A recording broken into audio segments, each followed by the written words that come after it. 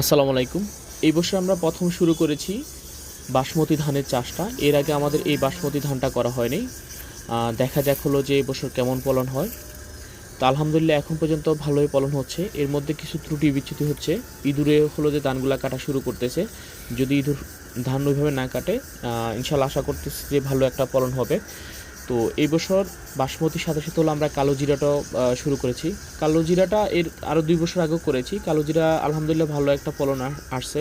তো বাসমতিটা হলো যেহেতু ফার্স্ট টাইম, তো অনেক কিছু হয়তো বা বুঝি না যে আমাদের আবহাওয়ার সাথে যাচ্ছে কি না, আমরা প্রপারলি হচ্ছে কি না, পানি থেকে শুরু করে সব কিছু আমরা প্রপারলি দিতে পারতেছি কি না। তো যখন আমরা ফলনটা পুরোপুরি শেষ করব, অথবা হলো যে যখন আমরা ফাইনালি ধান কাটাটা শেষ করব, তখন বোঝা যাবে যে আসলে এটা ফলনটা কেমন হচ্ছে বা এটা ভালো একটা রেজাল্ট আসতেছে কি না। এটার যদি ভালো রেজাল্ট আসে আমরা কমার্শিয়ালি শুরু করব, এবং হলো যে আমরা হলো যে কমার্শিয়ালি বড় প্রজেক্ট নিয়ে কাজটা শুরু করব ইনশাল্লাহ। তো এখন হলো যে আমরা টেস্ট পারপাস হলো যে এই বছর করেছি। অ্যাট দ্য ভেরি বিগিনিং রেজাল্টে যেটা মনে হচ্ছে যে ভালো একটা রেজাল্ট আসবে ইনশাল্লাহ। তো আশা করতেছি ভালো একটা আউটকাম আমরা নিয়ে আসতে পারবো ইনশাল্লাহ। সবার সাথে থাকবেন, দোয়া করবেন।